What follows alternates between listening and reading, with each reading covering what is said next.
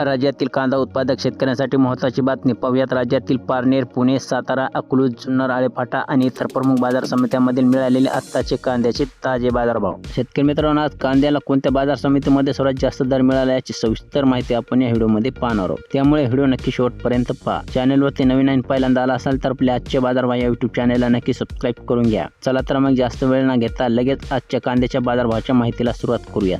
शेतकरी मित्रांनो, सुरुवात करूया पारनेर बाजार समितीपासून। आज पारनेर बाजार समितीमध्ये उन्हाळी कांद्याची आवक 9,238 क्विंटल आली असून किमान दर 400 रुपये मिळाला तर कमाल दर 2,300 रुपये मिळाला। तसेच सर्वसाधारण दर 1,400 रुपये प्रति क्विंटल याप्रमाणे मिळाला। पुढची बाजार समिती आहे पुणे। आज पुणे बाजार समितीमध्ये लोकल कांद्याची आवक 13,679 क्विंटल आली असून किमान दर 600 रुपये मिळाला तर कमाल दर 2,100 रुपये मिळाला। तसेच सर्वसाधारण दर 1,350 रुपये प्रति क्विंटल याप्रमाणे मिळाला।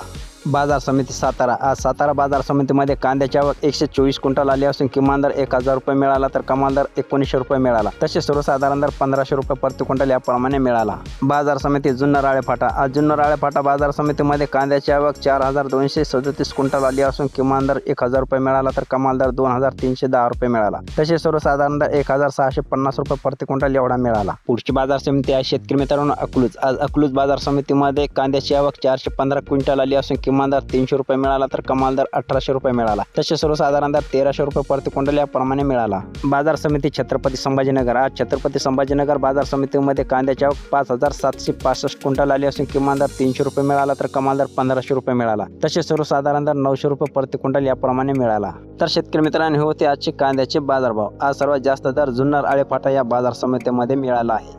माहिती आवडली असेल तर व्हिडिओ लाईक करा आणि आपल्या इतर शेतकरी मित्रांना शेअर करा। भेटूयात पुढच्या व्हिडिओमध्ये, तोपर्यंत धन्यवाद।